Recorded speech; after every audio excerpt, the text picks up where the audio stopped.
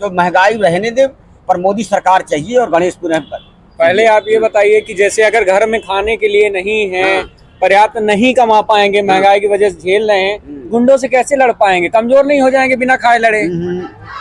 अरे नमस्कार दोस्तों, मैं संजय गुप्ता, आपका बहुत बहुत स्वागत है हमारे YouTube चैनल में। और दोस्तों, इस वक्त जो कि लोकसभा का चुनाव और दूसरे चरण का मतदान 26 अप्रैल को होने जा रहे हैं।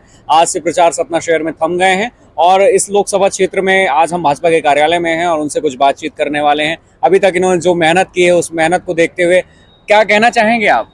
मैं ये कहना चाहूँगा कि बहुजन बेकार है, कांग्रेस का प्रतिकार है और गणेश सिंह पुनः अनिवार्य है।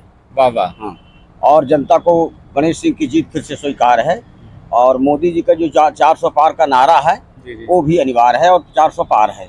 अच्छा, जैसे आप बोल रहे हैं गणेश सिंह जी अनिवार्य हैं, तो जब अभी विधायकी का चुनाव हुआ था तो गणेश सिंह जी खड़े हुए थे तो उन्हें हार हो गई थी, तो उसके पीछे की क्या वजह थी? उसके पीछे की वजह यही थी कि जनता का थोड़ा सा जागरूकता नहीं आ पाई थी। और इस बार तो और ज्यादा जनता है। इस बार तो जनता जाग उठी है, जब जनता क्या हर जवान जाग उठा है। है ना?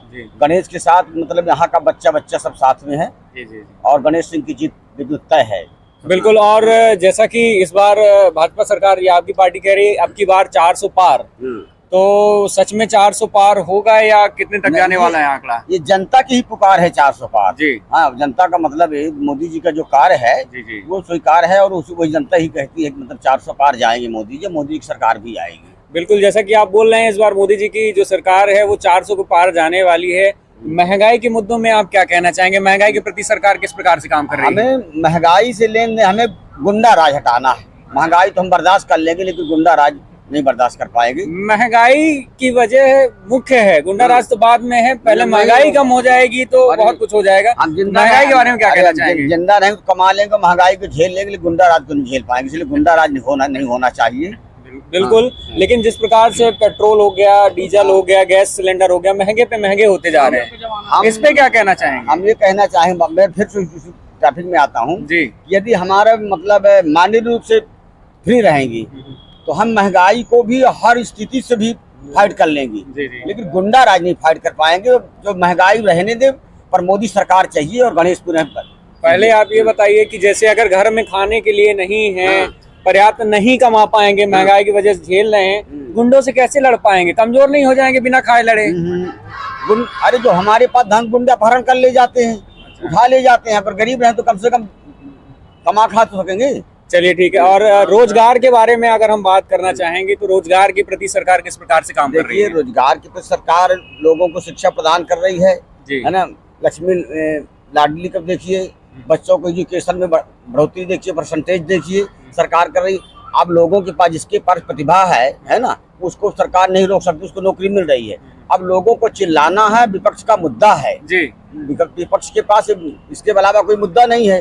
70 साल तक, इसके पहले क्या अभी 10 साल की बेरोजगारी है, इसके पहले क्या किए थे भाई? घोटाले का जन्म हुआ तो कांग्रेस के कार्यकाल में, भ्रष्टाचार तो कांग्रेस के कार्यकाल में, जनता को अंधकार में रखा तो कांग्रेस के कार्यकाल में। उसकी कितनी बुराइयां गिनाई जाए।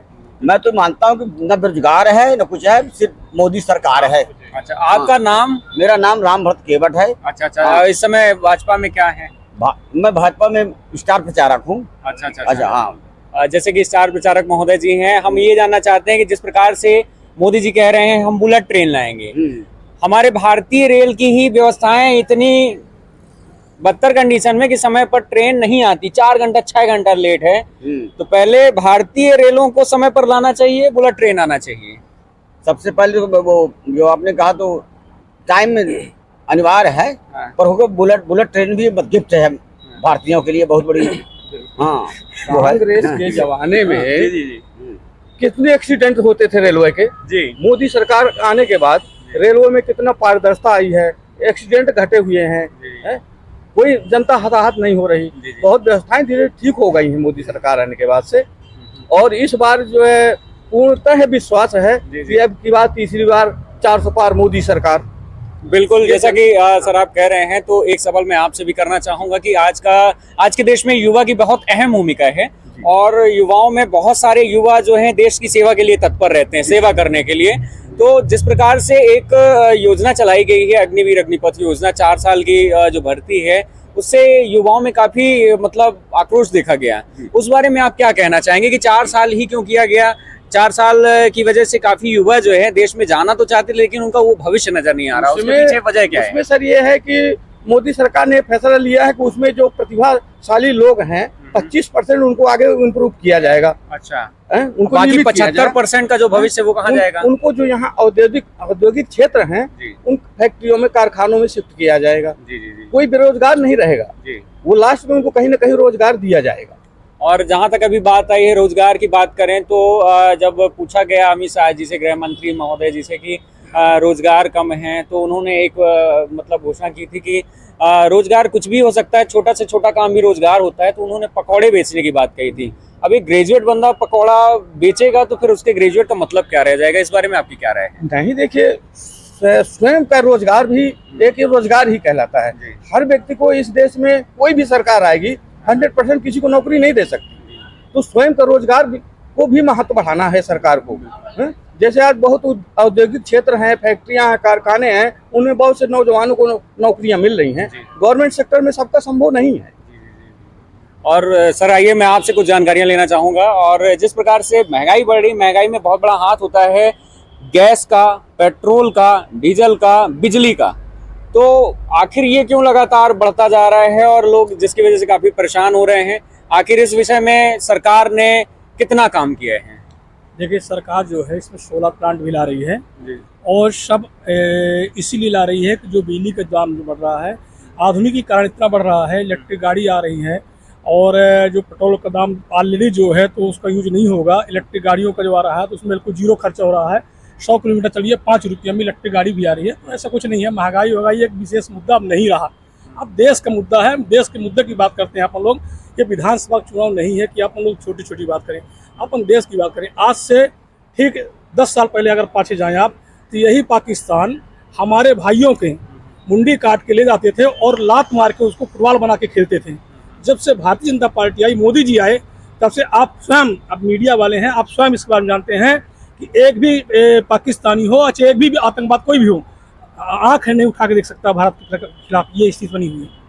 और जिस प्रकार से कांग्रेस के लोग कहते हैं कि राम मंदिर की अगर अपन बात करते हैं कि राम मंदिर की जो पहल की गई थी वो राजीव गांधी जी के टाइम में की गई थी और राम मंदिर मोदी जी ने नहीं बनवाया है, वो सुप्रीम कोर्ट ने आदेश दिया है। इस बारे में आप क्या कहना चाहेंगे? बहुत सारे लोग कहते हैं राम मंदिर मोदी जी ने बनवाया, मोदी जी ने बनवाया है, लेकिन कांग्रेस कहती है कि सुप्रीम कोर्ट ने बनवाया है। सुप्रीम कोर्ट ने उसका आदेश दिया क्योंकि वहाँ पे रामलला थे, उनको मालूम हुआ और कई हजार पन्नों में उसका जो है तो विवरण आया। कई समाज की जो है जज वहाँ पर प्रतिनिधित्व कर रहे थे और सब लोगों ने देखा कि राम मंदिर वहाँ थे। और 500 वर्ष पहले जब देश गुलाम था, उसके पहले भी वहाँ से राजनीति हो रही थी और उसको राम मंदिर बनाने कोई काम नहीं करा। माननीय प्रधानमंत्री मोदी जी आए और राम मंदिर बना के दिया और वो मुद्दा ही खत्म कर दिए। वो मुद्दा ही खत्म कर दिया। लोग वोट की राजनीति करते थे, यहाँ भाजपा ने वोट की राजनीति कभी नहीं की। वो राम मंदिर का मुद्दा खत्म करके ये दिखा दिया है कि हम वोट की राजनीति नहीं कर रहे हैं, हम देश की विकास की राजनीति कर रहे हैं। विकास हमको चाहिए, विकास के लिए ही हम काम कर रहे हैं। तो विकास के लिए जनता उनके साथ में है। और बिल्कुल ये मान लीजिए कि आप एक तो अभी सूरत में आप देख ही रहे हैं। जी। सूरत में वो बोनस हो गया, सिंगल 400 पार जो है, अब वो 400 पार का नारा यही था और 400 पार होकर रहेगा, कोई दिक्कत नहीं इसमें। बिल्कुल, बहुत बहुत धन्यवाद, आपने बहुत अच्छी चर्चा की हम सभी से। हमारे दर्शकों, आपका भी बहुत बहुत धन्यवाद इस चर्चा से जुड़ने के लिए, इस विषय से जुड़ने के लिए, हमारा वीडियो देखने के लिए। वीडियो को देखते रहिए। जय।